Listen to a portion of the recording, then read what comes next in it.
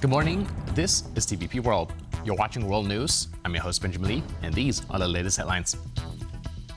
Russian forces launched overnight attacks on Ukraine's Dnipropetrovsk region. The strikes also led to temporary disruptions at two Polish airports. Local authorities say Russia fired missiles and drones at 5 districts across the region. Administrative buildings, cars, and private homes were damaged in Dnipro, Kiviri, Vnukovo, and other towns and settlements. Officials reported no injuries or deaths. In response to the strikes, military aviation efforts prompted the temporary suspension of flights at Poland's Rzeszów and Lublin airports. Both airports have since returned to normal operations. Another round of U.S.-brokered Ukraine-Russia talks are set to take place in Geneva later today, days before the 4th anniversary of the full-scale invasion. Expectations for progress remain low.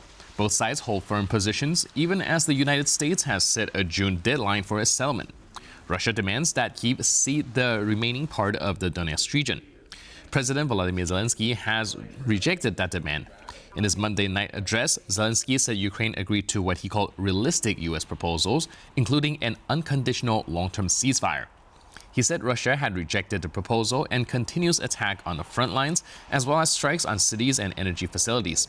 Zelenskyy warned that further deadly attacks could follow ahead of the Geneva meeting. President Volodymyr Zelenskyy says Russia is preparing new attacks on Ukraine's energy system. In his nightly video address, he urged continued international pressure on Moscow and called on partners, including the United States, to take decisive action. Everyone is now waiting for the continuation of the trilateral meetings. Our delegation is already in Geneva and preparing for negotiations.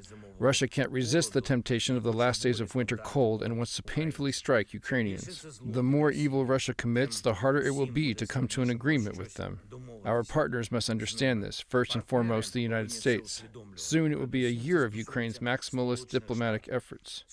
We have agreed to all realistic proposals from America, starting with a ceasefire, unconditional and long-term. Russia rejects this, continues assaults on the front line, and attacks on our cities and our energy facilities. We expect our partners to act so that forcing the aggressor to peace truly works.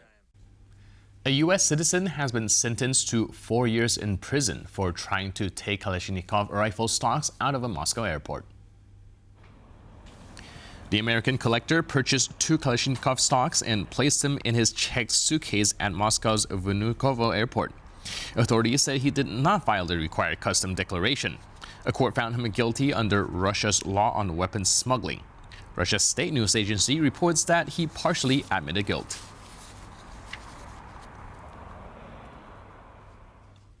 NATO remains central to Europe's nuclear deterrence. At the same time, European leaders are discussing how to strengthen the continent's own role in security. Former Finnish Prime Minister Sanna Marin spoke with Adam Yasser on the record here on TVP World. She said Europe needs new momentum and closer cooperation to reinforce its defense posture. I think that the question of nuclear weapons is something that Europe will have. This discussion will happen. I think it is needed. And I also think that in this we need to work together and act together. I wouldn't say, of course, that there isn't true deterrence now. I wouldn't say that NATO Article 5 doesn't hold. I would never say such things. But there has to be a plan B. But at the same time, exactly, there needs to be actions where Europe becomes stronger, more capable to handle its own backyard. Finland has selected Rovaniemi and Lapland as the site of NATO's forward land forces headquarters. The decision was announced Monday by Defense Minister Antti Häkkänen. Officials say Rovaniemi on the Arctic Circle and the nearby Rovajärvi training area offers the best conditions for a permanent NATO base in Finland. In the first phase, several hundred soldiers will staff the command and train with the Finnish army. If needed, that number could raise to 5,000. The forward land forces are part of NATO's peacetime presence in countries bordering perceived threats to the alliance. Units deployed to Lapland will include forces from Sweden and the United Kingdom, as well as France, Italy, and other Nordic countries.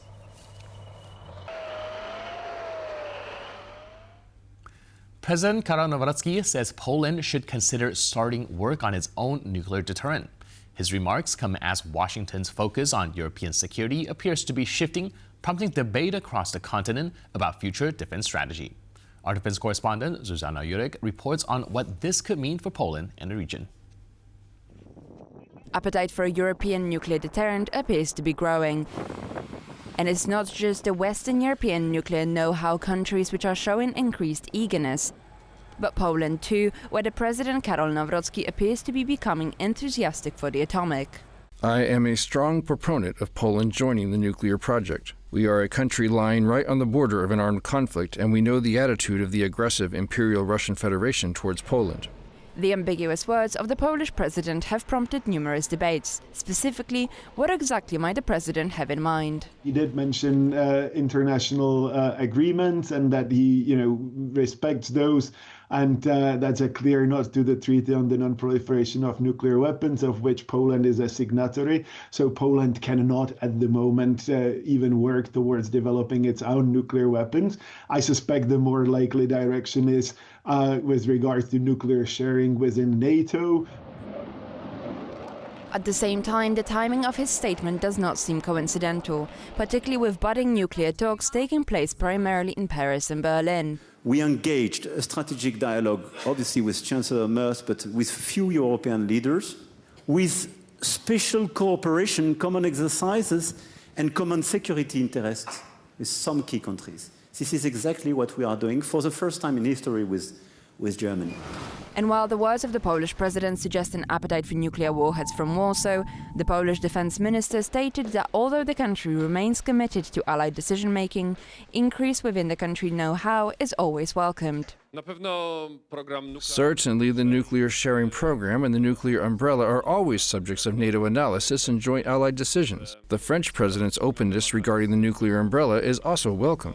That said, I am also always in favor of seeking to strengthen our own research and development capabilities.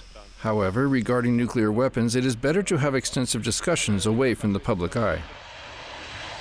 And while most officials in Europe remain staunchly committed to the principle that the NATO's nuclear capabilities, the backbone of the alliance's deterrence, rests within the remit of the designated bodies. I think nuclear issues are best discussed behind closed doors and preferably at the nuclear planning group at NATO. We have to understand that right now the nuclear deterrence is most credible and most strongest from the United States. This is a big day. An increasing number of countries, particularly the Nordic members, including Sweden and Finland, are not discounting the possibility that in the not-so-distant future, taking greater responsibility for their own defences may also mean a European nuclear umbrella. This is a discussion, acute need to be discussed in Europe.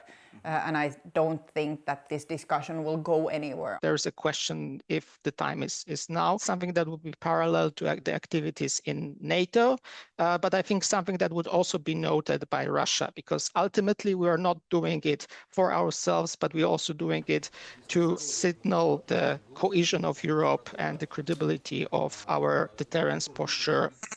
Equally, however, others note it's too early to jump the gun just yet. The idea that Europe at the moment can do without the American nuclear umbrella is a bit of a fallacy. Preserving the transatlantic link for the purposes of nuclear deterrence remains necessary for the time being and in foreseeable future.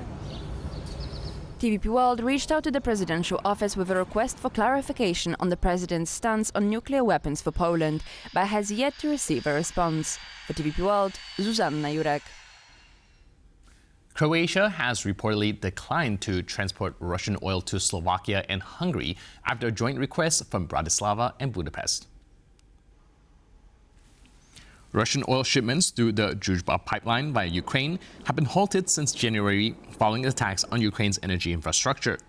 On Monday, Hungary's Foreign Minister Petr Szijjártó said Bratislava and Budapest had asked Croatia to help secure supplies through the Adria pipeline. The Kyiv Independent reports that the Croatia's economic minister said Zagreb was ready to help address the disruption in line with European Union law and U.S. treaty rules. He also said EU countries no longer have technical grounds to remain dependent on Russian oil. According to the Spravdy Center for Strategic Communications, he added that purchases of cheap Russian crude help finance Moscow's war against Ukraine.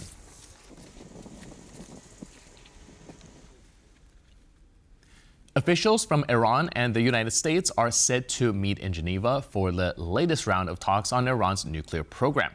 Oman is mediating the recently resumed discussions, which aim to reduce tensions after weeks of increased U.S. military presence in the Middle East. President Donald Trump has repeatedly raised the possibility of military action against Iran. He first cited Tehran's deadly crackdown on protesters last month, and more recently, its nuclear program. Speaking to reporters on Air Force One hours before the talks, Trump said he believes Iran will want to reach a deal to avoid the consequences of failure.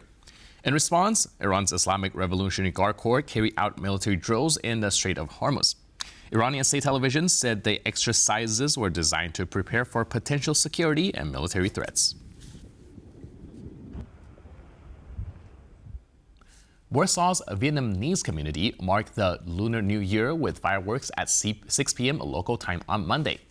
In Vietnam, the holiday centers on family and tradition.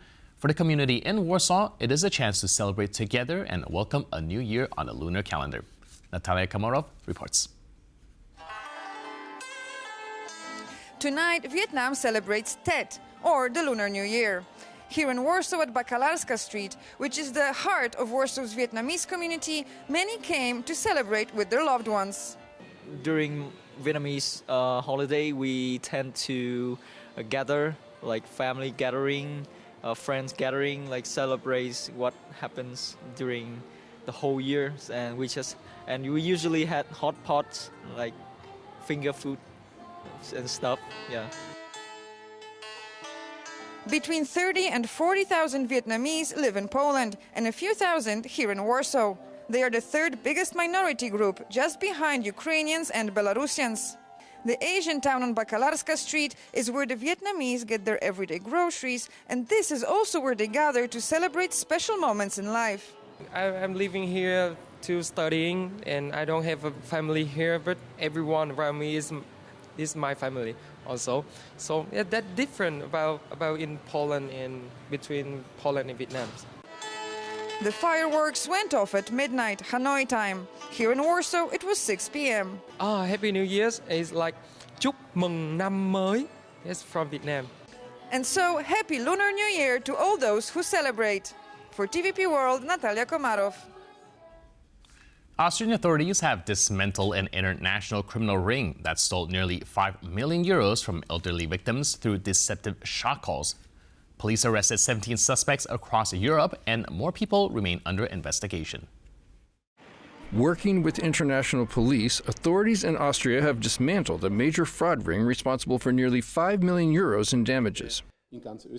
Every year in Austria, elderly people and others fall victim to various organized fraud schemes. The perpetrators exploit these people's good faith, trust, and willingness to help. We have closed almost 1,000 cases involving various forms of fraud across Austria. That's just between 2022 and 2025. What's also insidious is that the damage per victim is relatively high. 23 suspects from Poland, the Czech Republic, Germany, Slovakia, Serbia, and Spain have been under investigation since 2025, and 17 have been arrested. Suspects were arrested for orchestrating shock calls, a scheme that targets the elderly by impersonating officials. So-called shock calls, in which people are confronted with emotional emergencies involving relatives, are particularly insidious. These involve feigning a particular emergency situation and exploiting it. These threats have been used to steal a great deal of money.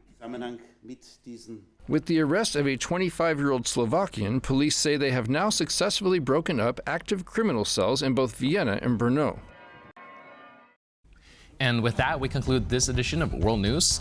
But for more news, update, and commentary, please stay tuned to TVP World.